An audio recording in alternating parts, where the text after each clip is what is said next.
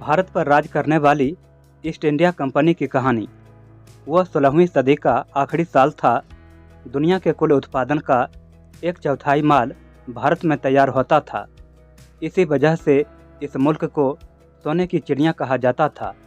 तब दिल्ली की तख्त पर मुगल बादशाह जलालुद्दीन मोहम्मद अकबर की हुकूमत थी।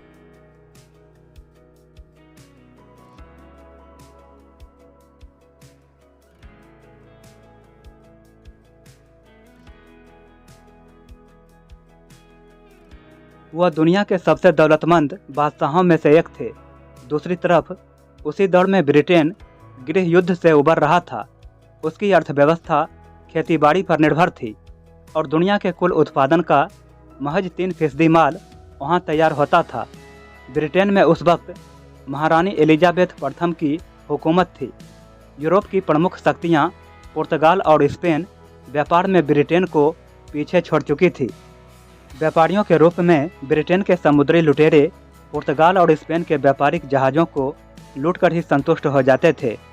उसी दौरान घुमंतू ब्रितानी व्यापारी राल्फ फिच को हिंद महासागर, मेसोपोटामिया, फारस की खाड़ी और दक्षिण पूर्व एशिया की व्यापारिक यात्राएं करते हुए भारत की समृद्धि के बारे में पता चला। राल्फ फिच की यह यात्रा इतनी लंबी थी कि ब्रिटेन लौटने से पहले उन्हें मृत मानकर उनकी वसीयत को लागू कर दिया गया था। पूरब से मसाले हासिल करने के लिए लेवेंट कंपनी 2 नाकाम कोशिशें कर चुकी थी। भारत के बारे में राल्फ फिच की जानकारी के आधार पर एक अन्य घुमंतू सर जेम्स लैंकेस्टर सहित ब्रिटेन के 200 से अधिक प्रभावशाली और व्यावसायिक पेशेवरों को इस दिशा में आगे बढ़ने का विचार आया। उन्होंने 31 दिसंबर 1600 को एक नई कंपनी की नींव डाली और महारानी से पूर्वी एशिया में व्यापार पर एकाधिकार प्राप्त किया। इस कंपनी के कई नाम हैं, लेकिन इसे ईस्ट इंडिया कंपनी के नाम से जाना जाता है।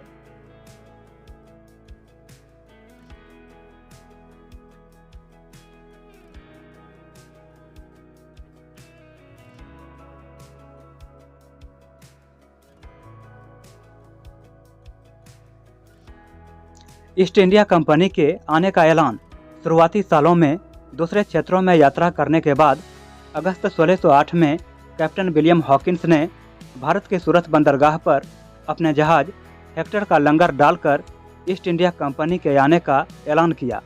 हिंद महासागर में ब्रिटेन के व्यापारिक प्रतिद्वंदी डच और पुर्तगाली पहले से ही मौजूद थे।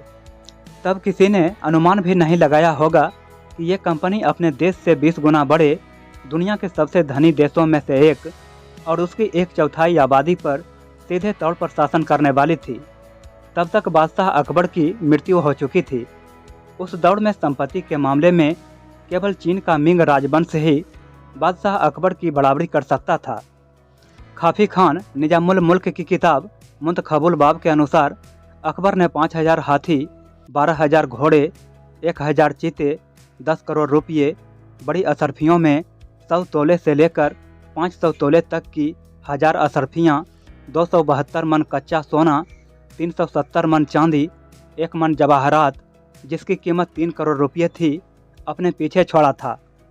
अकबर के शहजादे सलीम नूरुद्दीन जहांगीर की उपाधि के साथ तख्त पर आसीन हो चुके थे। शासन में सुधारों को लागू करते हुए कान, नाक और हाथों को काटने का दंड समाप्त कर दिया गया था। शराब और दूसरी नशीली वस्तुओं का प्रयोग और विशेष दिनों में जानवरों के वध पर पाबंदी का आदेश देने के साथ कई अवैध करों को हटाया जा चुका था। सड़कें, कुएं और सराय बनाए जा रहे थे। उत्तराधिकार के कानूनों को सख्ती से लागू किया गया था और हर शहर के सरकारी अस्पतालों में मुफ्त इलाज का आदेश दिया गया था। फरियादियों की फरियाद के लिए महल की दीवार से न्याय की एक जंजीर लटका दी गई थी।